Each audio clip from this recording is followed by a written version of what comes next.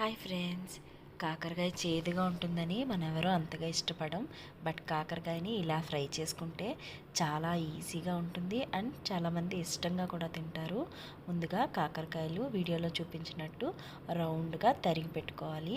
అవన్నీ కూడా ఒక బౌల్లో వేసుకొని కొంచెం సాల్ట్, అలాగే ఒక స్పూన్ కారం వేసుకొని మనం బాగా మెదిపి పెట్టుకోవాలి. అలా పెట్టుకోవడం వల్ల ఉప్పు కారం ఆ ముక్కలకైతే పట్టుంటుంది. అలా ఒక 15 మినిట్స్ మూత పెట్టేసి పక్కన పెట్టుకోవాలి.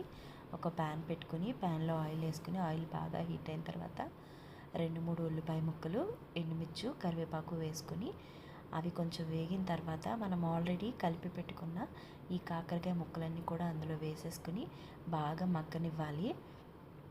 బాగా మగ్గించుకొని వేపుకోవాలన్నమాట. ఇలా వేపుకోవడం వల్ల అందులో ఉన్న చేదంతా కొంచెం దిగిపోతుంది. ఆ తర్వాత అవి బాగా దగ్గరికి అయ్యాక కొంచెం ఉప్పు, అలాగే ఇంకొంచెం కారము, టేస్ట్ కోసం కొంచెం ధనియాల పౌడర్ వేసుకోవాలి. వేసుకుని బాగా కలుపుకోవాలి. అలా స్టవ్లో మీడియం ఫ్లేమ్లో ఉంచి ఒక బాణీలో మనం 4-5 వెల్లుల్లిపాయ రెమ్మలు తీసుకుని బాగా చితక్కొట్టుకోవాలి. అలాగే ఆ వెల్లుల్లిపాయలతో పాటు ఒక స్పూన్ కారం మళ్ళీ అందులో యాడ్ చేసుకొని దాన్ని కూడా బాగా కలుపుకొని ఈ వెల్లుల్లిపాయల్ని బాగా మెత్తగా చితక్కొట్టుకొని బాగా గ్రైండ్ అయ్యేలాగా మనం చేసుకోవచ్చు. కావాలంటే దీన్ని మీరు మిక్సీ కూడా పట్టుకోవచ్చు. బట్ నేను ఇలా కచ్చాపిచ్చాలాగా స్మాష్ చేస్తున్నాను.